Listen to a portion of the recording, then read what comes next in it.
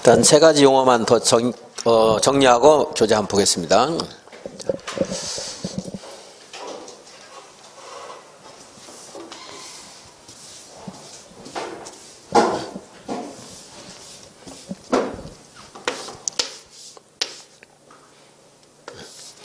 제가 일부러 약간 이제 주택이 중요한 게 아니고 대지가 중요하다는 의미에서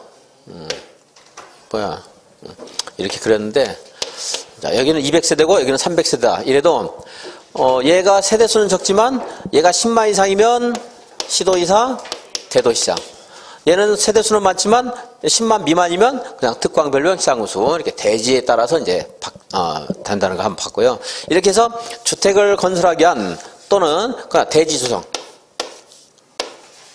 대지 조성을 위한 이러한 그 일단의 사업계획 승인을 받아서 주택을 건설하거나 대지를 조성하기 위한 그 일단의 토지, 그 한 덩어리의 토지를 단지, 그렇게 말합니다. 단지라고 하는데, 내가 하나의 단지를 하고 싶을 때는 여기 뭐 만세대 하더라도 하나의 단지를 할 수도 있어요. 내가 뭐 사업 능력만 있으면 규모를 크게 해도 됩니다. 다만 크게 하고 싶어도 여기를 이렇게 여기가 어떤 커다란 장애물이 있으면 하나의 단지가 될 수가 없습니다. 고속도로, 그리고 철도, 자동차 전용도로, 이런 게 있으면 얘하고 얘를 한꺼번에 관리할 수가 없겠죠. 그죠? 그럼 이제 하나의 단지에서는 뭐 놀이터 설치 기준 같은 것도 하나로 통합해서 할 수 있는데, 여기다 놀이터 만들려면 애들이 놀이터 가려고 그러면 대구가 동대구역으로 가야 되는데 코로나 위험도 있고 안 돼요. 그러니까 고속도로, 철도, 자동차 전용도로가 있을 때는 하나의 단지로 할 수 없다 하는 겁니다. 그리고 20m 이상의 일반 도로가 있어도 안 돼요. 8m 이상의 도시계획 예정 도로가 있어도 안 돼요.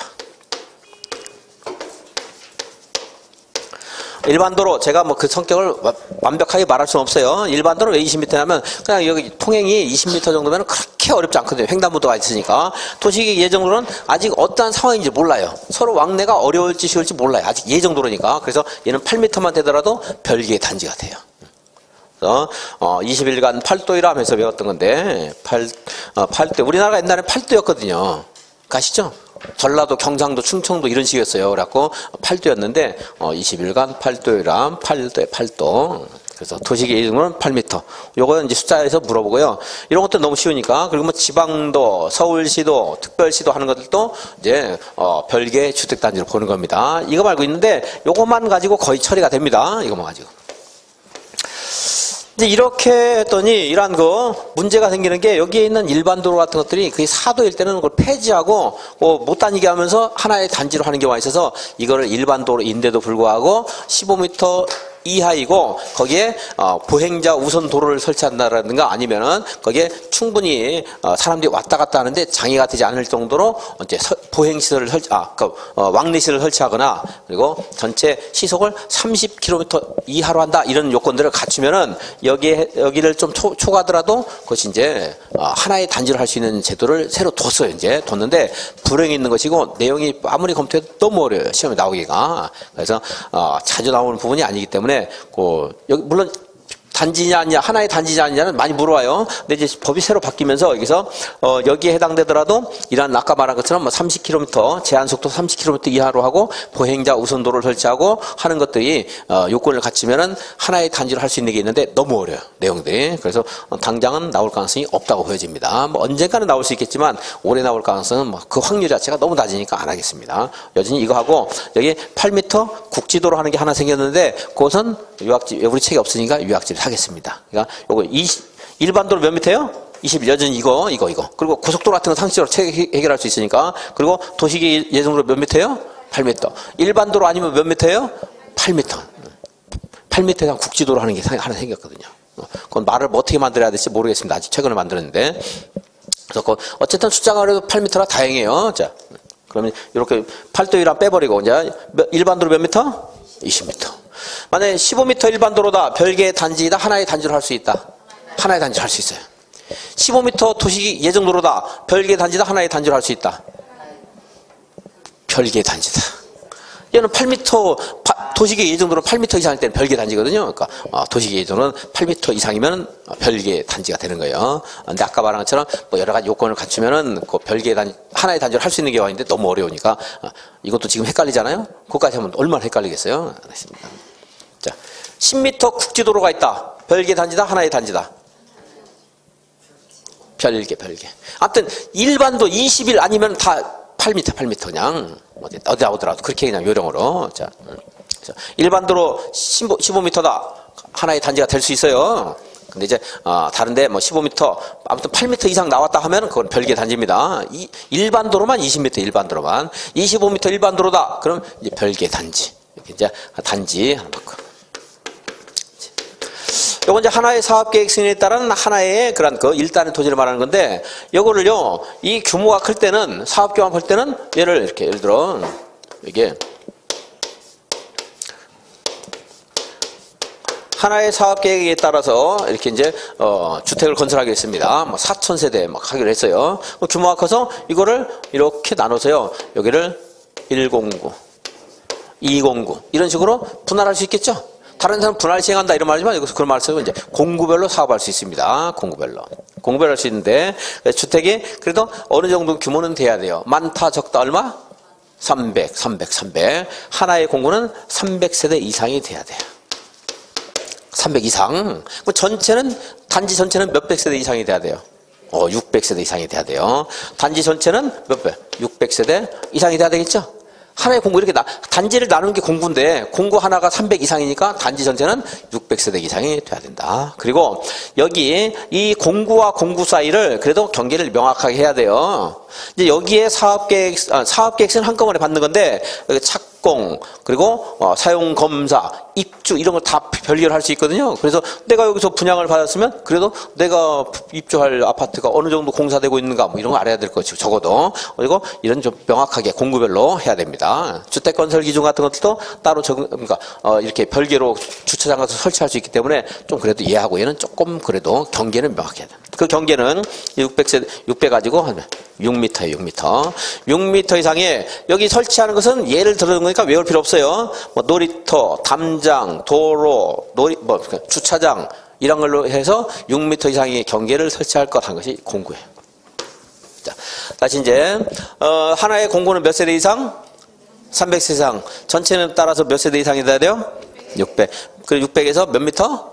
6m 이상의 경계를 설정할 것 하는 것이 공구별 사업계획 승인받을 수 있는 요건이에요. 그래서 공구별로 사업계획 승인받았으면 공구별로도 착공 따로 할 수 있고요.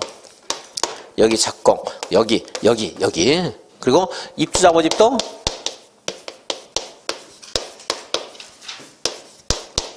여기 따로 각각 할 수 있어요. 이제. 입주자 모집하려면 이건 이제 시장 군수구청장의 승인을 받고 입주자를 모집한다고 공고를 하겠죠. 그래서 이제 공사가 끝났습니다. 완료가 되면 사용 검사를 받고요. 그리고 입주하게 되겠죠. 그래서 본래 공사 완료되면 사용 검사 받는 거죠. 그죠? 공구별로 공사가 끝났어요. 그럼 사용 검사 받을 수 있죠? 원칙은 완료했을 때, 전체 완료했을 때 사용검사지만 공구별로 할 수 있겠죠. 그동안 우리가 공부한 공구별로 또는 공사가 끝난 구획별로 하는 말하고 마찬가지라고 보면 돼요. 그리고 동별로도 사용검사 받을 수 있어요.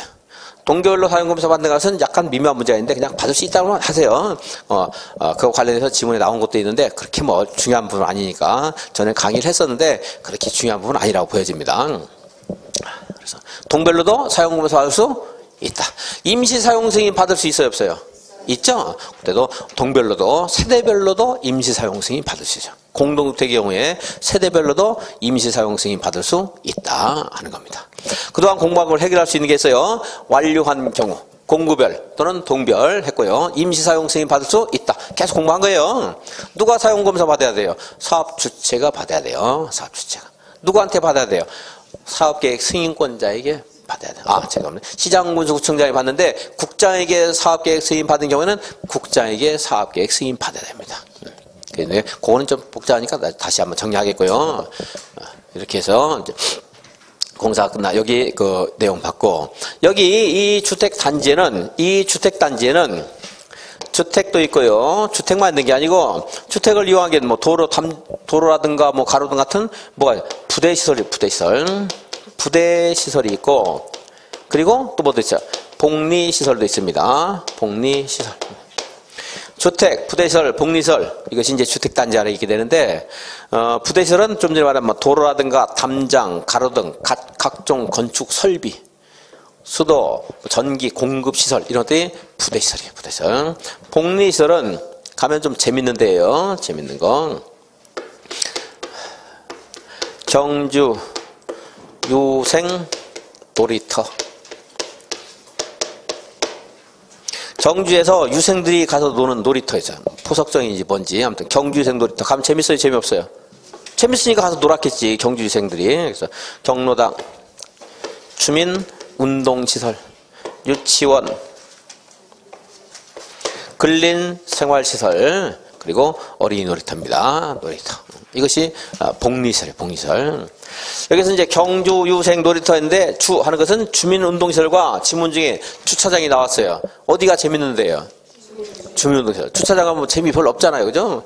차 댈 자리도 없고. 주차장은 부대시설입니다. 부대시설. 제가 경주 유생인데 앞글자만 따가지고 나중에 또 이걸 주차장 그러면 안 돼요. 그 재미없으면 부대시설. 재미있으면 이제 복리시설입니다. 근생은 일종근생과 이종근생이 있겠죠? 일종근생, 이종근생이 있는데 이종근생 중에 우리 층간소음이 심한데 만약에 이걸 허용하게 되면 자다가 층간소음 때문에 위에다가 막 살인사건 나요. 그래서 이건 안 돼요. 장총 안 된다. 장총 돼요? 안 돼요? 쏴버리는데 위에다가 안 돼요. 장의사, 총포 판매소 이건 알죠? 안 된다는. 안마실에서 될란주점, 다중생활시설. 될란주점 아니 단란주점.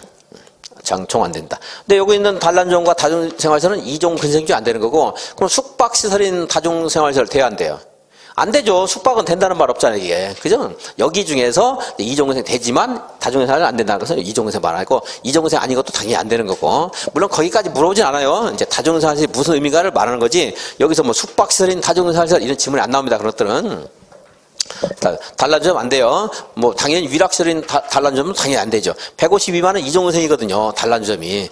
150 이상은 위락시설인데 그건 당연히 안 되는 거고 이종근생이 되지만 이종근생 중에 얘네들은 안 된다. 살인사건 나니까 장총 안 된다 하면 돼요. 사회복지관 돼야 한대요. 사회복지관. 제가 우리 현대국가는 사회국가 복지국가라고 했어요. 사회복지시설 임대인 보호하는 것도 있으면 맞다 그냥 하시고 문화시설 보호한다면 맞다고 하고 있지도 않은 거를 여기다가 사회복지관 이거 있지도 않은 거를 같이 집어넣진 않아요. 가끔 그런 문제를 이상한 걸 내는 경우도 있지만 그렇게까지 막 이상한 거 내는 게 잘 없습니다. 사회복지시설 뭐 문화시설 이런 문화재 보호한다 이런 말 나오면 그냥 맞다고 하세요. 그거 틀렸을 때는 뭐 틀린 거 또 다 정리해서 찾을 수 없어요. 문화재가 어디 있고 어디 없는가 어떻게 다 찾겠어요. 그냥 보호한다면 맞다. 현대국가는 문화국가 사회국가니까 사회복지관이 이렇게 됩니다. 정규생 놀이터. 이거 말고도 이제 복리시설이 더 많은데 이 정도 해가지고 가야 돼요. 이제 혹시라도 일종근생, 이종근생이면 이용원, 미용원 나오면 뭐 아파트 상가에 있는가 없는가 추측해가지고 그냥 찾는 정도로 하시고 있잖아요, 여러분들. 일종근생 서점 이런 거 나올 수 있거든요. 이제 건축부에서 공부한 거 찾는 거 이제. 다 기억해서 여기다가 볼 때마다 휴게음식점 되겠다 이렇게 할 필요는 없어요. 그렇게 가지 이제 시험장에 나왔을 때 그때 순발력에 따라 찾고 거의 뭐 여기서 끝날 거예요. 그냥 경주생 놀이터는 말해서 끝날 거고 여기에 이제 이거 아닌 것 들어가면 이제 그것이 도로, 담장, 주차장 이런 정도 나올 가능성이 있고요. 이게 이제 부대시설과 복리시설입니다. 다음에 이제 하나 더 봐야 되는데 간선시설이에요. 간선시설. 간선시설은요, 이 주택단지에서 이러한 여러 가지 시설 중에서도 아주 중요한 것을 또 기간시설 이런 말 하는데 기간시설은 여러분들 꼭 기억은 안 해도 됩니다. 도로 같은 거 뭐 기간시설 될 거예요. 상하수도 같은 거. 우리가 일상생활 하는데 꼭 필요한 것들. 도로 없으면 안 되잖아요. 상하수도 없으면 안 되잖아요. 그런 것들이면 기간시설인데 이 주택단지 안에 있는 기간시설을 주택단지 밖에 있는 같은 종류의 기간시설에 연결해 주는 것을 간선시설 그래요. 간선시설. 이렇게 연결하는 만약에 이 아파트 단지가 도로 바짝 붙어 있으면 뭐 간선시설 필요 없을 수 있죠. 주택단지 안에 도로 만들고 여기 도로 이건 부대시설이면서 중요한 게 또 기간시설 이런 말 써요. 하나도 여러 가지 표현을 쓸 수 있잖아요. 근데 기간시설은 여러분들 기억하려고 안 해도 돼요. 자, 이런 것들이 이제 있고 근데 이게 바로 붙어 있으면 그 전에 이 부대시설 누가 설치해야 돼요? 누가 설치해야 돼요? 국가가 해요? 지자체가 합니까? 사업주체가 합니까? 사업주체가. 해야 되겠죠, 당연히. 그리고 여기 이제 이거 이제 뭐 국가는 국도면 국가가 만들었겠죠. 지방도면 지방자치한테 만들었고. 자, 여기 기관시설, 간선시설. 이거 누가 설치해야 돼, 이거? 이거 누가 해야 돼요? 사업주체가, 사업주체가. 지 때문에 이거 필요한 거 아니야? 얘 때문에 이거 필요하니까 지가 해야 돼요. 그런데 주택건설 사업은 공적인 성격이 강하기 때문에 여기에 주택을 좀 많이 건설하면 여기는 간선시설을 다른 사람이 설치해 줄 수 있다는 거예요. 그래서 간선시설을 따지는 거예요. 이제 간선시설. 그건 이제 설치는 누가 하는가 좀 이따 따지고, 일단 원칙은 나무하러 쓰면 이건 사업주체가 해야 되는 거예요. 지가 이거 여기다 주택 만들어서 이 도로가 필요했잖아요. 자, 그래서 간선시설 일단 보겠습니다. 도로와 도로를 연결해준 이걸 뭐라고요? 간선시설. 간선시설은 기본적으로 주택단지와 주택단지 밖에 있는 같은 종류의 기관시설 이 사이에 설치하는 거죠. 주택단지 안에 있는 건 간선시설입니까? 아닙니까? 아니에요. 원칙적으로. 아닌데 이제 또 예외가 있죠. 자, 그래서 여기는 자, 도로, 상수도, 하수도 하는 것도 간선시설 있을 수 있죠. 이 안에도 뭐 있겠지만 여기는 상수도가 있는데 여기까지가 이격거리가 있다 그러면 연결해 줘야 될 거 아니겠어요? 어디 해야 돼요. 간선시설, 도로, 상하수도. 그리고 이거 말고도 뭐 전기, 통신, 가스, 지역 난방시설 이런 것도 있을 수 있잖아요. 그죠? 이런 간선시설. 이런 것들은 있을 수 있는데 여기서 이 간선시설은 여기 볼까? 전기, 통신, 가스, 지역난방 이런 것들이 뭐가 돼요? 간선시설. 자, 이제 같이 연결해서 들어보면 여러분들 이해하기 좀 더 쉽습니다. 근데 여기에 주택을 100개 이상 또는 대지가 16,500제곱미터 이상일 때는 이것들을요, 도로 상하수도는 지자체가 설치를 해주고 이거는 공급하는 자가 설치를 해줘요. 전기, 통신, 가스 같은 거. 그러니까 전기를 한국전력에서 설치를 해주겠다. 여기까지는. 국가도 채통을 지키기 위해서 우체통은 설치를 해줘요. 국가. 그리고 이제 지자체의 경우는 국가가 50%까지 보조해 줄 수가 있습니다. 지자체, 재정이 좀 열악할 경우에. 주택건설 사업의 기본적인 의무는 국가거든요. 그리고 지자체도 의무가 있다고 볼 수 있지만 해줄 수가 있습니다. 몇 퍼센트? 50%까지. 이게 이제 의무 관련인데, 근데 통신, 가스, 지역 난방 이거는요. 이거는 여기까지 설치해줘요. 여기까지 이렇게 각 통 있잖아요. 이렇게 각 통에서 이제 각 세대 하는 것은 사업주체가 해야 되고. 이렇게 말하는 것을 이렇게 말해요. 이걸 설치를 얘네들이 했나 이렇게 하면 쉬운데, 그래서 통신, 가스, 지역 난방시설은 주택단지 안에 있는 시설을 포함한다. 뭐가? 간선시설이. 본래는 어디까지인데 주택단지 밖에 있는 것만 간선시설인데 통신, 가스, 지역 난방시설은 주택단지 안에 있는 것도 간선시설이다. 이거예요. 이게 이제 의무하려는. 자, 여기까지 해서 이제 확인하겠습니다. 545페이지 주택단지. 네모 안에 있는 거 바로 들어갑니다. 철도, 고속도로, 자동차 전용도로로 분리되어 있다. 하나의 단지로 할 수 있다. 별개의 단지로 본다. 별개로 본다. 그 다음에 일반 도로 몇 미터? 20m. 도시기 이중도로는 8도 8m. 그리고 이제 우리 책이 없지만 국지도로 몇 미터? 8m. 그러니까 요약집 하시면 일반 도로만 20m라고 생각하세요. 일반 도로만 20m. 21. 그리고 그 밑에 무슨 이제 일반 국도, 특별시도, 광역시도, 지방도 있는데 이런 것들은 앞에다가 숫자 안 붙일 거예요. 이제 가끔 뚱따지 같이 여기다 숫자 붙이는 아주 예외적인 문제가 나오는데 그런까지 생각할 수 없고 이제 붙여놓으면 막 헷갈리죠. 근데 어쨌든 일반 도로만 20m. 두 개가 나오는데 두 개가 이제 8m, 다른 건 8m다 이렇게 그냥 하세요.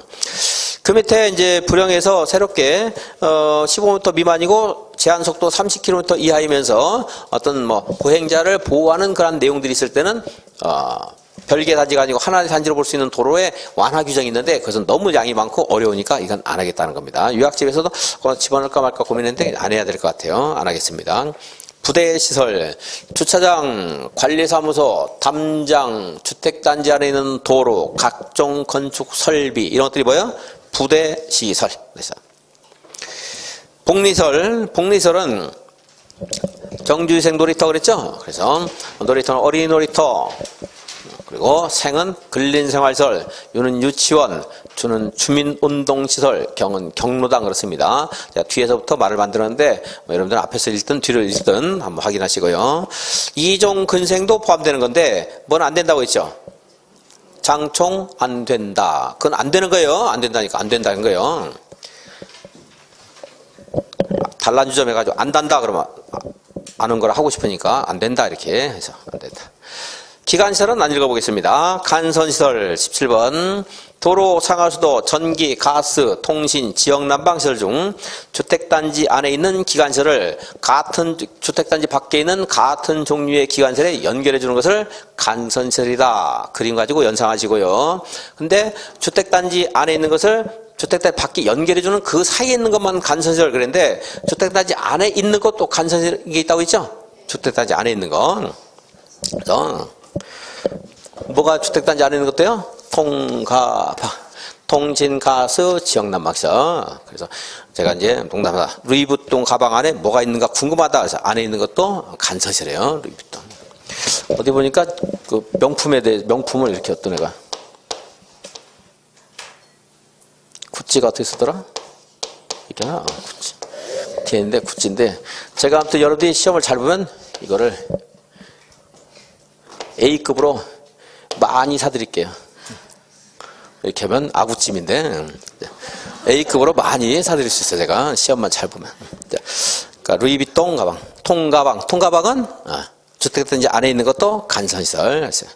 자, 공구는 하나의 주택단지 안에서 다음의 시설로 구분되는 일단의 구역이다. 그래서 뭐 착공, 사용 검사, 입주 이런 것들은 이제 각각 별개로 할 수 있습니다. 근데 몇 미터 이상의 도로, 담장 등으로 경계가 설치되어 있어야 돼요? 6미터. 각 공구는 몇 세대 이상? 많아야 되니까 300 이상. 많으니까 나눈 거잖아요. 그래서 단지 전체는 몇 세대 이상? 600세대 이상. 그래서 600에서 6m 찾고요. 많다 적다 300 해가지고 하다 보면 여러분들이 그렇게 헷갈리지 않을 수가 있을 겁니다. 거기는 뭐 주차장, 축대, 옹벽은 예를 들어준 거니까 외울 필요가 없어요. 그런 것도 쳐다보고 있을 필요도 전혀 없습니다. 6m만 딱 보시면 돼요. 도로 정도만 그냥 생각하고 넘어가시면 돼요. 도로만 아니고 다른 것도 있을 수 있다. 그리고 세대 구분형 공동택은 이건 안 보고요. 그냥 나중에 동형 모의고사 같은데 지문 중에 하나 정도만 제가 전체 세대수의 뭐 10분의 1 하는 숫자만 3분의 1과 10분의 1 숫자만 두 개 비교해서 한번 내든지 하겠습니다. 그리고 이제 도시형 생활택은 너무 많으면 안 되죠. 몇 세대 미만? 300 미만. 그리고 국민 규모에 해당돼야 되죠. 국민 규모. 그런데 원사모, 원룸형은 국민 규모가 아니에요. 원사모 몇 세대 얼마 미만? 50제곱미터 이하여야 됩니다. 50 이하. 그리고 이제 30 이상에서 50 이하일 때는 두 개의 공간을 할 수 있다고 했죠. 근데 30 이하라 하더라도 무엇은 따로 구애를 설정할 수 있는데 따로 할 수 있는 막을 수 있는 거. 욕실 보일러 나올 수 있고. 욕실과 부엌이 있어야 된다는 것은 너무 당연한 거고요. 지하층에 설치하지 말 것. 이런 것들이 원룸 형태입니다. 그래서 50 이하, 30 이상일 때는 두 개의 공간을 할 수 있다. 그리고 욕실 보일러는 따로 할 수 있다. 우리 맞춤법에는 국어의 표준말은 보일러인데 제가 일부러 그냥 욕실 보일러 외우라고 보일러라고 했어요. 촌스러워서 그런 게 아니고 욕실 보일러 외우라고. 아니네. 그럼 평소에 보일러실이라고 한 사람 촌스럽단 말이 되는데 죄송합니다. 그게 아니고. 자, 548페이지. 이 도시형 주택은요. 도시형이 아닌 거하고 같이 설치하면 안 돼요. 그 주차장 설치 기준 같은 거 다르기 때문에 또 쌈날 수도 있어요. 또 싼 집에 살면서 왜 주차장을 대면 하면서 갈등도 있고 안 됩니다. 그래서 도시형과 도시형 아닌 것을 하나의 건축물에 건축할 수 있다 없다? 없다. 도시형끼리도 섞으면 안 돼요. 연립과 원룸형, 다세대와 원룸형 함께 할 수 있다 없다? 없다. 연립과 다세대는 함께 하라고 해도 못해요. 왜 못하는 거 아세요? 한 개동이 660 넘으면 연립이고 660 이하면 다세대이기 때문에 이론적으로 그냥 함께 할 수가 없어요. 그거는 걔네들은. 그래서 저는 인터넷에 보니까 어떤 여기 우리 법에 이렇게 돼 있거든요. 법에 도시형에서 연립형과 다세대형은 원룸형과 하나로 할 수 없다 이렇게 돼 있어요. 그러니까 이 사람은 국어를 잘해서 그럼 얘하고 얘는 함께 할 수 있구나 이렇게 생각해요. 얘네들은 얘하고 함께 할 수 없다니까 연립 원룸, 다세대 원룸 못한다. 문장 구조만 보면 얘하고 얘는 할 수 있다. 이렇게 그 사람 이제 할 수 있다. 근데 안 돼요. 연립은 6병식 초과할 때 연립이고 다세는 6병식 이하할 때 다세되기 때문에 얘네들은 함께 할 수 있다는 말 할 필요 없이 함께 못 하는 거예요. 얘네들은 당연히 이제. 근데 이제 1 플러스 1 우리가 좋아하죠. 1 플러스 1. 그러니까 원룸형에는 1 플러스 1 할 수 있어요. 그러니까 원룸형 주택에 여기 밑에까지는 원룸형인데 85를 초과하는 주택 하나 붙일 수 있어요. 그래서 원룸형 주택, 도시형, 여기는 뭐 이제 주인 맨 위층에 살잖아요, 보통. 85 초과하는 거. 그리고 원룸형 주택에 원룸형, 도시형 아닌 것도 할 수 있어요. 막 여기다. 200제곱미터 이렇게. 아래는 원룸형. 원룸형과 도시형 아닌 것도 함께 할 수 있다. 준주거지역이나 상업지역에서만. 하나만 있습니다. 그러니까 이것을 두 가지 조건을 여러분 다 기억하는 어려워요. 그러니까 원룸형에는 다른 게 있을 수 있다. 이렇게 하면서 외우시면 돼요. 보시면 돼요. 외우려 하지 마시고 억지로. 자, 그러니까 원룸형과 단지형 연립, 단지형 다세 함께 하면 돼요, 안 돼요? 안 돼요. 그러니까 5층까지는 원룸형이 그러니까 3층까지는 원룸형이고 그 4층은 이제 다세대 연립 이런 식으로 하면 안 됩니다. 그리고 이제 다세대 위에다가 또 3층까지는 다세대인데 4층은 뭐 일반 뭐 주택 이런 거 건축하는 것도 안 되고요. 어쨌든 섞이면 다 안 되는 거예요. 섞이면 안 되는데 이제 예외적으로 뭐만 가능해요? 1 플러스 1. 원룸형에 85초 가는 거 하나. 또는 원룸형에 일반 그런 주택, 아파트 같은 거 같이 건축할 수 있습니다. 그것이 이제 준주거지나 상업지역처럼 토지에 그런 여유가 없는 곳에서는 그런 예외가 있을 수가 있어요. 근데 그 두 가지를 원룸형에 다른 게 붙을 수 있다 이렇게만 하지 명확하게 나누려고 하지 마시고. 다음에 공공택지 24번 공공택지는 다음에 해당되는 공공사업에 따라 개발 조성되는 공동주택이 건설되는 용지를 말한다 하는 말은 알려줘요. 그냥 거기 뭐 공동택을 단독택 이렇게 틀리게 안 하니까 그런 거 무시하고요. 글자를 다 외우는 건 굉장히 불가능해요. 힘듭니다. 근데 이제 공공택지에 해당되는 공공사업을 보면요. 1. 국민택 건설 사업이나 대지 조성 사업 이렇게 말하면 사실 틀린 말이에요. 24조 2항에 따라 국지 한방위 수용 사용 방식에 따라 행하는 국민택 건설 사업이나 대지 조성 사업에 따라 건설된 공동주택이 건설되는 용지 이렇게 해야 맞는 말이 되는데 완벽하게 여러분들이 말을 재생하는 것은 불가능이니까 나중에 이제 수용만 수용 환지 이런 말 하면 안 돼요. 환지 하면 안 되고. 그리고 우리 책에서도 뭐 국민택 건설 사업했는데 국민택을 국지 한방만 하는 게 아니거든요. 얘네들이 수용에 따라 건설한 국민택 용지를 공공택지 그러는 거예요. 얘네들이 수용 방식 아니면 그걸 공공택지라고 하지도 않고 얘가 아닌 다른 자들이 만들면 그 공공택지가 아니에요. 그러니까 엄격하게 해야 되는데 그냥 국민택 건설 용지 이렇게 해놨네요. 사실 틀린 말이고요. 그렇게 하면. 뭐 24조 2항에 따른 이렇게 하지도 않을 겁니다. 뭐 국가나 지자체, 국지 한방 이렇게 쓰지 않을 거고 국가가 수용 방식에 따라 국민택 건설 용지를 조성했을 때는 공공택지다 이렇게 정도는 나올 가능성이 약간 있습니다. 근데 그걸 다 기억할 필요 없고 여러분들은 수용만 잘 기억하시면 돼요. 수용만. 여기 국민택 건설 사업이나 대지 조성 사업을 기억하는 게 아니고 더군다나 대지 조성 사업은 앞에 아무 말도 안 써놨네. 대지 조성은 나무나 하는 건데 그러면 모든 대지가 다 공공택지네 보니까 이것만 보면. 그죠? 그럼 안 되잖아요. 우리 책이 아니고 다른 책도 저쪽에 있는 책이 꼭 그런데 여기도 조문을 빼먹었네. 아무튼 수용을 해야 돼요. 그리고 이제 2번 택지 개발 사업, 3번 산업단지 개발 사업. 이 택지 개발 사업이나 산업단지 개발 사업에 따라 공동주택을 건설하기 용지를 조성했어요. 그걸 뭐라고 한다고요? 공공택지라고요. 공공택지. 4번 공공주택 지구 조성 사업에 따라 조성된 대지. 공동주택이 건설된 용지는 말 안 할게요. 자, 그냥 그거 당연하고. 공공주택 지구 조성 사업에 따라 대지를 조성했어요. 뭐라고요? 공공택지. 거기는 안 틀리겠죠, 여러분들이 시험 볼 때. 그 공공주택 지구 조성 사업이라고 써 있잖아요, 거기에. 공공사업이라고 써있잖아, 아예. 공공사업이니까 공공택지지, 뭐. 수용하니까 공공택지죠. 그죠? 환지는 개인택지고, 환지는 우리가 나눠 갖는 거고, 수용은 공적인 목적으로 수용한 거잖아요. 그 정도만 찾을 수 있을 거예요. 자, 그래서 4번에 공공 하는 말 체크하면 돼요, 공공이라고. 5번에도 이거 안 나오게 너무 기니까 안 볼게요. 6번. 도시개발 사업에 따라 1호에서 4호까지 사업 시행자가 그랬어요. 국지 공출 방안을 말하는 건데 틀리게 안 할 거예요. 걔네들은 볼 게 없어요. 자, 도시개발 사업에 따라 국지 공출 방이 무슨 방식으로 사업을 시행했어요? 수용 사용 방식 또는 혼용 방식 중 수용 사용이 적용되는 구역에서 시행되는 사업에 따라 공동주택 건설되는 용지를 조성하면 뭐라고 한다고요? 얘를 공공택지. 그러니까 다른 거 다 볼 거예요. 수용 사용하는 말 나왔잖아요. 환지 나오면 돼요, 안 돼요? 안 되고. 자, 7번도 이제 줄 긋지 마세요. 정제 자유구역 개발 사업인데 무슨 방식이라고 했어요? 그 괄호 안에 수용 사용 방식 해놨잖아요. 8, 9시까지 다 외울 수는 없으니까 그냥 무시하겠습니다. 뭐 혁신도시라든가 이런 것까지 나올 가능성은 없고요. 나오더라도 다른 데서 답이 이미 처리될 거예요. 그러면 다른 이제 지금까지 본 요령 중에 수용 사용 찾고요. 공공주택 지구 조성 사업도 지문에 잘 안 나오지만 거기 공공이 있으니까 그걸 찾고, 그럼 이제 기억할 게 2번, 3번이에요. 산업단지 택지 개발 사업. 산업단지 개발 사업과 택지 개발 사업. 이것에 따라 조성되면 뭐라? 공공택지다. 공공택지. 그래서 이거를 기억하기 위해서 택지개발지구나 산업단지는 지정 고시가 되면 우리 국토계획법에서 혜택을 줬어요. 무엇으로 의지한다? 도시지역으로 결정 고시된 것으로 본다 해서 이처럼 공적인 사업이라는 것을 거기서 우리가 예측할 수 있는 단서가 하나 있어요. 둘 다 공부해야 돼요. 그거 공부하면서 이걸 공부하면 여러분 나중에 지문이 나왔을 때 안 틀릴 수 있어요.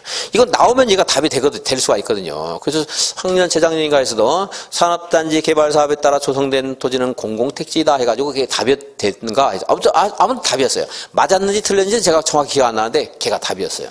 그거 하나만 알면 다른 지금 몰라도 답이 되는데 중요한 거예요. 그래서 이제 그런 것들이 긴가민가 하는 것들을 국토계획과 연결해서 생각하면 생각이 좀 날 수 있을 겁니다. 리모델링은 두 가지가 있다고 했죠. 하나는 대수선, 또 하나는 증축. 대수선은 몇 년 지났을 때? 10년. 증축은 몇 년? 15년. 그렇습니다. 근데 증축은요, 여기서 15년 지나야 되는데요. 자, 15년이 지나면 여기는 주거 전용 면적이 있을 거 아니에요. 그죠? 주거 전용 면적의 30%까지 증축을 할 수가 있어요. 30%. 내가 100제곱미터 살고 있다. 그러면 130까지 증축할 수 있어요. 그러면 130 증축하면 한 명 더 부살이 생길 수 있겠네요. 복도 좁아질 수 있죠. 공용 면적도 따로 증축할 수 있습니다. 그건 30이 안 들어가요. 그냥 따로 할 수 있어요. 자, 주거 전용 면적 얼마까지 증축할 수 있다? 30%. 근데 이걸 하려고 했더니 사업 자금이 또 부족해요. 그럴 수 있죠. 그래서 세대수 증가형 리모델링이라는 제도가 생겼어요. 세대수 증가형. 이게 정비법에서 재건축에서 오피스텔 건설 공급하는 것도 하나 생기듯이 아파트 평수만 늘어나면 그냥 한 20%만 늘어나면 아파트 값이 2배로 뛸 때는 이걸 우리가 내 땅을 양보할 필요가 없었거든요. 주거 전용 면적을. 근데 지금 그렇지 않으니까 여기에 면적 총 합 범위 내에서 이걸 여기다 갖다 빌려 쓰는 거예요. 그럼 우리가 증가할 수 있는 면적이 줄어들겠죠? 대신에 이거를 분양해서 이걸 가지고 증축 자금에 쓰는 거예요. 이게 세대수 증가형 리모델링. 오피스를 허용한 것과 비슷한 이치가 있는 거죠. 세대수 증가형 리모델링 제도가 이제 생겼습니다. 그래서 다만 얘는 이걸 보조적인 수단이기 때문에 이걸 다 갖다 쓰면 돼요, 안 돼요? 안 되겠죠? 그래서 전체 세대수의 15% 이내에서만 가능하다. 전체 얼마? 15%. 자, 15년 지나야 돼요. 얼마까지 증축할 수 있죠? 30%. 근데 세대수를 몇 %까지 증가할 수 있다? 15%. 여기도 3이 하나 나오는데 이 3은요. 이제 수직 증축할 수 있어요. 새로운 동을 만드는 게 아니고 여러분 살고 있는 아파트 옥상에다가 수직 증축할 수 있습니다. 그때 3계층까지 올릴 수가 있어요. 3계층. 자, 15, 3인데 몇 년 지나야 돼요? 15년. 몇 %까지 할 수 있다? 30%. 근데 세대수 증가형을 얼마까지, 몇 %까지? 15%. 몇 개층? 3계층. 근데 14층이 할 때는 2계층까지만 되는데, 그건 뭐 나중에 하더라도 그렇게 중요한 거 아니고, 15, 3 이거 하면 거의 뭐 해결될 겁니다. 여기서. 이것이 있기 때문에, 이걸 세대수 증가형 리모델링. 이것 때문에 바뀐 제도들이 몇 개 있어요. 왜냐면, 보세요. 이게 없을 때는, 뭐 하는 거였죠? 리모델링이 대수선 증축. 리모델링 조합은 얘하고 공동사업 못했어요. 등록사업자하고. 등록사업자는 공사하는 사람이 아니고 주택을 건설해 분양하는 것을 업으로 하는 사람이에요. 근데 세대수 증가 이거 없는데 와서 저 사람들이 공사하는 사람 아니거든요. 그러니까 아닌데 이제 지금 세대수 증가가 생기니까 리모델링 주택조합도 등록사업자와 공동을 할 수 있다가 된 거예요. 근데 그것을 모르고서 문제집에서 못 고치고 옛날에는 이 리모델링을 얘하고 못한다는 말이 맞았어요, 옛날에는. 근데 그것이 기출문제에 나왔는데, 그걸 그대로 반복하고 있는 그런 문제집도 가끔 있어, 기출문제집에. 그러니까 공법은 특히나 자꾸 바뀌고 내용이 어렵다 보니까 틀린 말이 많아서 여러분들이 개별적으로 푸는 거 말고 저랑 꼭 같이 공부를 해야 돼요. 그래서 특강은 꼭 들으라는 얘기 아니고, 들은 사람한테 틀린 거 있으면 봐가지고 하셔야 돼요. 기출문제 보신 분들이 못 들으면은 강의 때 뭐 틀렸다고 한 거, 문제 잘못된 거, 답 잘못된 거 혹시 있는가 해가지고 그거는 체크해서 보셔야 돼요. 공부를 안 한 것보다 잘못된 걸 알고 있으면 더 잘못됐죠? 잘못되죠? 문제가 됩니다. 그래서 요거 이제 이런 것도 있고. 그 세대수 증가형 리모델링, 증가되는 세대수가 30세대 이상이다. 그럴 때는 사업계획 승인 받아야 돼요. 만약에 30세 미만이다 이럴 때는 그냥 리모델링 허가만 받으면 돼요. 근데 30살 때는 뭐 해야 돼요? 사업계획 승인도 받아야 돼요. 그냥 지문 중에 하나 정도 나올 수 있고요. 그리고 새로 바뀐 제도 중에 중요한 거 하나가 리모델링 주택조합은 얘가 법인이 아닌데 법인화 시키려고 한다는 그런 그 사회적 배경은 제가 언급을 살짝 했는데 얘는 이제 법인으로 됐어요. 리모델링 주택조합은 법인으로 한다. 뭘 해야 성립해요? 등기를 해야 성립해요. 30일 내에. 그리고 여기도 마찬가지로 정비조합에도 무슨 정비사업조합 하는 이름을 써야 되는데 여기도 무슨 아파트 리모델링 조합 주택조합 이런 말 꼭 써줘야 돼요. 외부에서 알 수 있도록 하기 위해서. 얘가 앞으로 책임자구나. 이제 리모델링 조합이 나하고 거래할 때 얘 재산을 가지고 책임지는구나 알 수 있도록 해서 리모델링 주택조합 이런 말을 쓰도록 하고 있어요. 이제 그쵸. 제도가 이제 7월 20일부터 시행이 돼요. 이제. 리모델링 주택조합은 이제 법인이 돼요. 그래서 여기 법인으로 할 앞으로 가능성이 있다는 것을 그냥 여러분 헷갈릴까봐 살짝 언급하고 그냥 넘어갔는데 뭐 있는가 없는가 알 필요도 없었어요. 근데 얘가 이제 법인이 됐기 때문에 지금 이제 알아야 돼요. 어쩔 수 없이. 리모델링 조합 보겠습니다. 대수선. 자, 그 다음에 이건 10년 옆에 쓰면 돼요. 10년. 사용 검사일부터 10년. 그리고 이제 증축은 사용 검사일부터 몇 년이에요? 15년. 15년 지난 공동주택을 주거 전용 면적 얼마 범위 내에서 30%. 괄호 안에 뭐 다른 숫자가 있는데 보지 마시고 30% 범위 내에서 증축할 수 있다. 공용 면적은 따로 증축할 수 있는데 세대수 증가형 리모델링 할 수 있다고 했죠? 전체 세대수의 몇 퍼센트 범위에서? 15%. 내 거 다 갖다 쓰면 안 되니까 이렇게 자꾸 연상을 하시고. 근데 이제 몇 개 층까지 수직 증축하는 경우 있을 수 있다고 했죠? 몇 개 층까지? 3개층. 까지. 그래서 15.3 이래가지고 보고 15.3 한 다음에 한번 내용을 보시면 나중에 이제 그걸로 알 수 있을 겁니다. 뭐 14층이 할 때는 2개 층은 그래 중요한 거 아니니까 나중에 체크해도 되고. 그래서 용어와 관련된 내용들을 한번 봤습니다.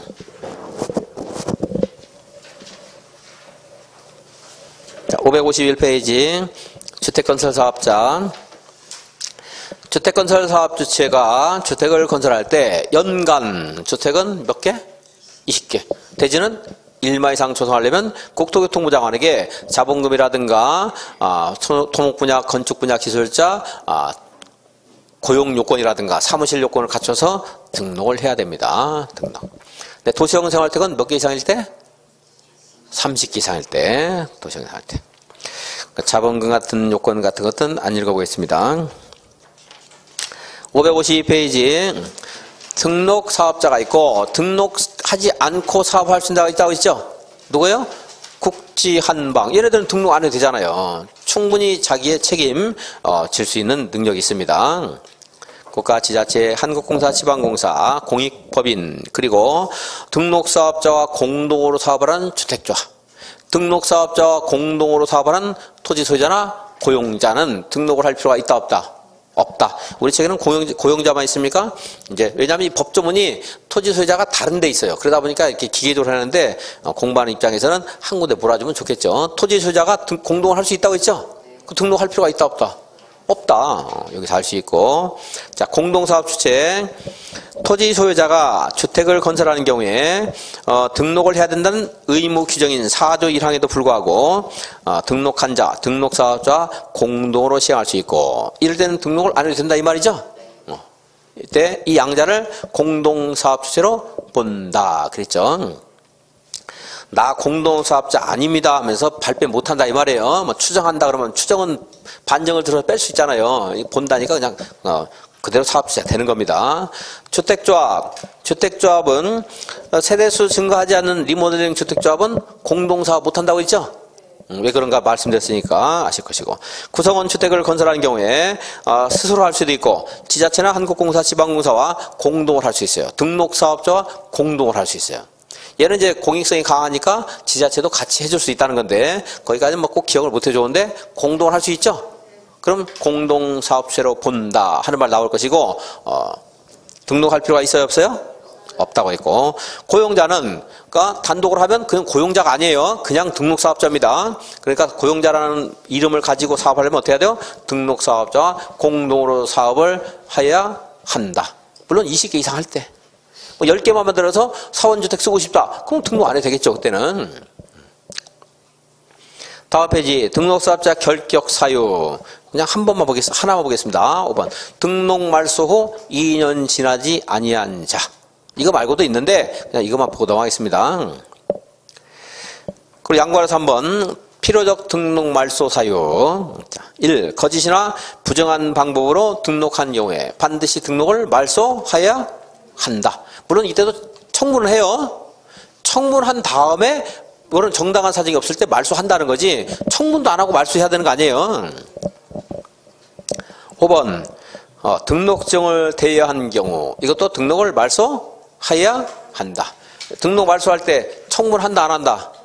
합니다. 이제 물론 청문이 올해는 안 나올 가능성이 높아요. 청문은 해마다 나오진 않고 뭐 한 2, 3년, 한 3년 정도에 한 번 나오는데 작년에 나왔어요. 주택법에서 특히나. 그리고 뭐 보통 국토기획법에서 나오고 주택법, 도시활법, 건축법 이런 데서 돌아가면서 나올 수 있는데 작년에 나와서 올해 나올 가능성은 없는데요. 554페이지 양과라 4번 등록 말소되었다고 해서 여기 이 사업계획 승인을 받았는데 사업을 영위하면서 법규를 위반해서 등록 말소 또는 영업 정지 처분을 받았어요. 등록사업자가. 그래도 그 사람은 계속 사업을 할 수 있습니다. 그 범법 행위가 너무나 중대하면 사업계획 승인권자가 사업계획 승인을 취소를 하는데 그렇지 않을 때는 그래 너는 영업 등록 말소되어서 여기까지만 사업하고 앞으로는 이제 못한다 이렇게 할 수 있다는 겁니다. 자, 양과라 4번입니다. 등록 말소 영업정지 처분을 받은 등록사업자는 처분 전에 사업계획 승인을 받은 사업은 계속할 수 있다. 얘가 안 하면 거기 입주하기로 약속한 사람들이 문제가 또 되니까. 근데 얘가 너무나 중대한 법법 행위를 저질러서 앞으로 계속 피해가 발생할 것 같다. 이럴 때는 이제 사업을 못하게 하겠지만 사업을 기본적으로 할 수 있다. 이거요. 조합설립 555페이지 맨 위에 시장, 군수, 구청장이 인가를 받아야 됩니다. 시험에 나오는 건 아닌데 그럼 시장, 군수, 구청장이라고만 써놨잖아요. 제주도나 세종시에서는 누구한테 받아야 된다? 별별에게 받아야 돼요. 아마 왔어있죠? 이 시장, 군수, 구청장이 주택법에서는 별별 시장, 군수 또는 구청장을 줄임말이에요. 그러니까 별별은 얼마나 별볼이 없길래 빼버렸잖아요. 그래서 기억 안 해도 된다고 했어요. 그래서 시장, 군수, 구청장 인가를 받아야 합니다. 인가 받은 사항을 변경하고 싶어요. 인가 받아야 돼요. 중지 폐지하고 싶어요. 인가 받아야 돼요. 신고한 사항, 아까 신고하는 경우도 있죠. 구미택 공급 받게 한 거 신고하나 조합원이 바뀌었어요. 인가 받아야 돼요? 신고만 하면 돼요. 신고만 하면 돼요. 그 사람들 권리관계에 영향이 없거든요. 주택조합의 구성 네모안에 보시면 주택건설 예정 세대수 얼마 이상의 조합은 있어야 돼요?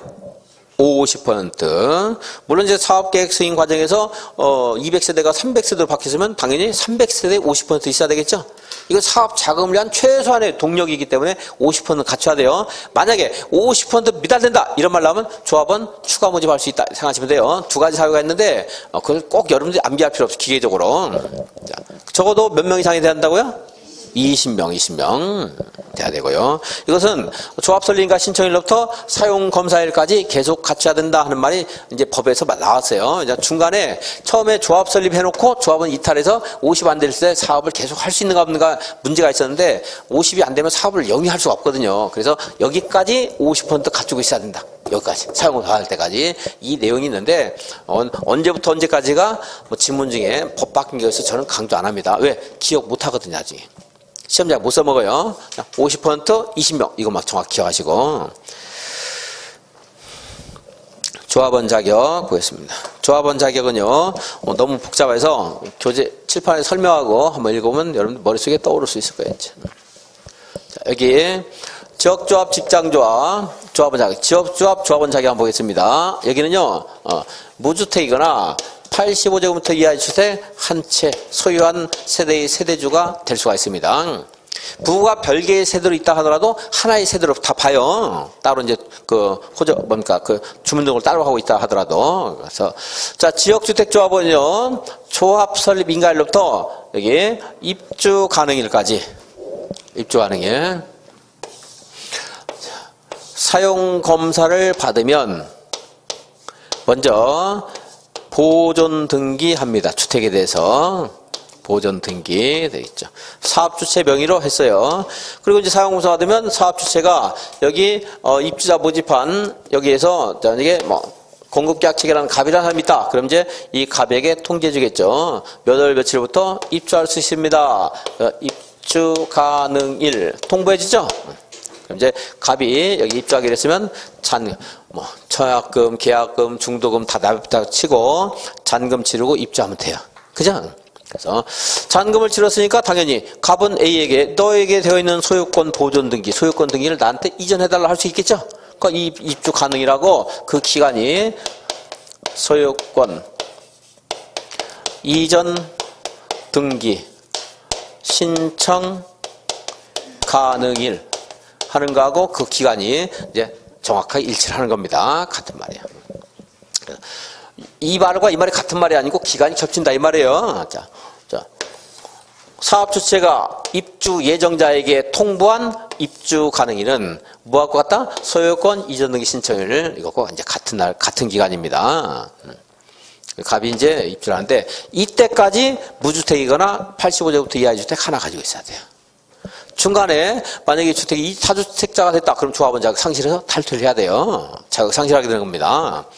다만 이제 상속을 받았다든가 이럴 때는 3개월 이내 처분하면 그것은 이제 자격을 그대로 가지고 볼 수 있는데 이제 기본적으로 여태까지 무주택이거나 85주택 하나 가지고 있는 자. 언제부터요? 조합 설립과 신청일로부터 그렇습니다. 입주 가능일까지 기억 못해도 이건 그래도 아셔야 돼요. 조합 설립인가 신청하는데 이 사람이 그날 다주택자다. 근데 중간에 처분하면 안 돼요. 이거 무주택인 사람 얼마나 많은데 대한민국에 왜 그런 사람을 자기 조합원으로 만들어줘요? 안 되죠. 입주 가능 조합 설립인가 신청일로부터 뭐 해야 돼요? 무주택이거나 85 하나 가진 거. 그러니까 85에 하나 가져도 돼요. 이거 가지고 기억하면 되겠죠. 85 하나 가져도 되니까 무주택자도 당연히 되겠죠. 근데 국민주택을 공급받게 한 직장조합은 얘는 무주택자만 돼요. 얘는 60 이하에 하나 가진 자 돼요 안 돼요? 안 돼요. 무주택자만 됩니다. 그러니까 국민주택 공급받는 그런 혜택을 받는 거기 때문에 무주택 세대의 세대주인자만 됩니다. 근데 이것이 이제 조합 설립과 신청일로부터 무주택 85 하나인데 투기과열지구다 얘가 뭐야? 투기과열지구다. 그럴 때는 이 요건이 조합 설립과 신청일로부터가 아니고 그 1년 전부터 적용돼요. 1년 전부터 무주택이거나 85의 주택 하나 가진 자만 돼요. 투기과열지일 때는. 이게 이제 직장조합도 똑같아요. 아까 여기 설립인가 신청 요건 그리고 무주택이거나 85에 하나 주택 한 채 가진 것 같은데 다만 이제 직장조합과 지역조합은 그 사소한 건데 시험에 틀리게 안 할 겁니다. 지역조합은 그 지역의 가입이 굉장히 쉽잖아요. 전입만 하면 되잖아요. 그래서 6개월 이상 거주하여 온 자일 것 하는 요건만 하나 들어가 있어요. 직장조합은 그런 요건이 없고 그만하니까 이제 리모델링 주택조합은 이게 공동주택 소유자가 조합원이 돼요. 공동주택 소유자. 근데 공동주택만 있는 게 아니고 아까 뭐가 있었죠? 경주유생 놀이터 무슨 시설? 복리시설 있잖아요. 복리시설 소유자도 조합원이 될 수 있어요. 유치원을 경영하고 있다. 그 사람도 조합원이 될 수가 있어요. 이제 복리시설 소유자도 될 수 있다. 여기 그 주택에서는 주택과 주택 외의 시설물이 동일한 건축물로 건축되는 경우 있죠. 이거 있잖아요, 이거. 자, 몇 세대 미만? 많으면 안 되니까 300 미만. 그리고 90% 미만일 때 그때는 이제 건축허가 받을 수 있는데 이때 이거 주택 외의 시설물 소유자 리모델링 주택조합의 조합원이 될 수 있다 없다? 될 수 있다. 이거나 복리시설이나 뭐 비슷하다고 볼 수 있잖아요. 그리고 이제 그 10년 하는 말들 사용검사일로부터 또는 사용승인일로부터 이런 말을 한 이유가 왜 그러냐면 사용검사는 이제 주택법에서 쓰는 말이고 그 건축법에서는 건축허가 받은 것은 나중에 사용승인을 받거든요. 사용승인. 그래서 사용검사 받은 날부터 10년 또는 사용승인 받은 날부터 10년 이런 말 써요. 이건 뭐 기억은 안 해도 되고 자, 10년 15년 말면 되고 리모델링 주택조합의 조합원까지 봤습니다. 자, 555페이지 이거 확인하고 이제 10분 쉬겠습니다. 표에 있는 거. 조합원 자격. 두 번째 줄. 근데 이제 조합원을 상속받은 사람은 조합원 자격을 가질 필요가 있다 없다? 없어요. 그래서 여기서 조합원인 무주택자인 아버지가 돌아가셔서 그걸 내가 상속을 받았어요. 나는 100개 가지고 있어도 조합원이 될 수 있다 없다? 있다 이 말이에요. 상속은 뭐 다 된다 그러자. 상속이 좀 그나마 좀 제한되는 게 농지 소유 상한에서 상속받은 자는 농사를 짓지 않거나 또는 임대를 하지 않으면 1만 제곱미터까지만 할 수 있고 다른 데는 상속은 다 된다. 그냥 하시면 돼요. 그러니까 상속받은 자는 조합원 아래에 있는 요건을 갖지 않더라도 조합원이 될 수 있다. 자, 아래 요건. 지역조합원 조합 설립과 신청일로부터 입주 가능일까지 주택을 소유하지 않았거나 또는 85제곱미터 이하의 주택 한 채를 소유하고 있는 세대주인자 있고요. 투기 과열지구는 언제부터? 몇 년 전부터? 1년 전부터. 다음에 동그라미 1번이 소유하지 않은 경우고 동그라미 2번이 85 이하 한 채입니다. 다음에 해당 지역에 6개월 이상 거주하여 온 자일 것 하는 것까지 있었죠? 다음에 2번, 양과로 3번. 본인이나 본인과 같은 세대별 주민등록표에 등재되어 있지 아니한 배우자. 이 말은 그냥 한마디로 보세요. 배우자하고 본인 같다. 한 명이라 생각하세요. 그냥 한 명이라고. 이게 이제 법이 이렇게 복잡하게 되어 있는 이유가 한 세대에 있으면 당연히 배우자도 그냥 한 세대인데 세대를 달리할 때는 배우자는 다른 세대주가 될 수 있거든요. 그래서 이제 두 가지를 해놨지만 그냥 본인 하면 배우자도 당연히 들어간다 생각하시고 본인이 다른 조합의 조합원이면 안 돼요. 이런 제도가 생겼어요. 이중가입하면 돼요? 안 된다? 안 된다. 이중조합은 안 돼요. 다른 조합은 안 돼요. 근데 도시개발 사업 같은 거는 여기 도시개발 사업 하는데 내 땅이 있어요. 저쪽에도 있어요. 그럼 뭐 상관없어요. 그런 것들은 내가 두 개 할 수 있고 정비사업도 마찬가지예요. 그런데 다만 정비사업에서 투기과열지구에서 분양받은 사람은 5년 내에 또 다른 투기과열지구에서 조합원을 분양 못 받는다는 제한만 있는 것이지 그것만 있고 여러 가지 조합은 될 수 있어요. 여러분들 아파트 뭐 여러 개 있는데 여러 개 조합은 될 수 있는데 여기는 그게 아니잖아요. 내 재산이 아니고 국가가 조합원에게 주택을 공급할 수 있는 자격 지위를 우선권을 준 거잖아요. 혜택이죠. 혜택을 여러 군데서 누리면 돼야 안 돼요? 안 되겠죠. 그러니까 이중가입하면 돼야 안 돼요? 안 되는 거고. 정비사업, 도시개발 사업은 내가 가진 재산을 여러 개 가지고 있으니까 여러 개 조합원이 되는 게 기본인데 투기 과열지구에서만 제한하는 거고 이거는 우리에게 우선적으로 주는 거니까 요 제한이 있어요. 이중 조합원 할 수 있다 없다? 없다. 다른 데서는 임원이 이제 겸직금지인데 여기는 그냥 주택조합에서는 본인 또는 본인과 다른 세대에 있는 배우자가 같은 조합이 되거나 그러니까 하나의 조합에 내가 조합원이 되고 나와 세대 주민이 다른 배우자도 조합원이 되고 이거 안 되는 거고 또 다른 조합의 조합원도 안 되는 거고 하는 겁니다. 근데 경우의 수가 여러 가지 있지만 그냥 단순하게 봐서 이중 가입할 수 없다 이렇게 하세요. 직장조합은 국민주택을 공급받기 위한 경우에는 또 이렇게 써놨네 여기도 1에 양과로 1 큰 번호 1번에 양과로 1에 해당되는 사람일 거. 이렇게 써놓으면 돼야 안 돼요. 도대체 어떻게 하라고 우리한테 해결을. 이제 조합 설립과 신청일로부터 무주택이거나 또는 85제곱미터 이하의 주택 하나를 소유하고 있는 세대주인자일 것 말하는 거죠. 그리고 이제 신고를 설립되는 직장조합의 경우에는 조합 설립과 신청일로부터 입주 가능일까지 세대원 모두에서 주택을 소유하지 아니한 세대의 세대주인자일 것. 무주택 세대주 하는 거예요. 하고 투기 과열지구는 1년 전부터 적용된다 하는 것도 역시 똑같이 적용되는 겁니다. 자. 그냥 듣기만 하시고 나중에 제가 요약집에서 그냥 여러분들 읽으면 알 수 있게 해놨으니까 그때 보시고 이해만 하고 넘어가십시오. 자, 여기도 마찬가지로 본인이나 배우자가 같은 조합이나 다른 조합의 조합원이 되면 돼야 안 돼요? 안 됩니다. 이중가입 안 됩니다. 리모델링 조합원, 공동주택 소유자, 복리시설 소유자 할 수 있다고 했죠? 그리고 주택과 주택 외의 시설물을 공동으로 설치한, 같이 함께 설치한 경우에는 주택 외의 시설물 소유자도 조합원이 될 수 있겠죠? 그건 복리시설하고 같이 취급하면 돼요.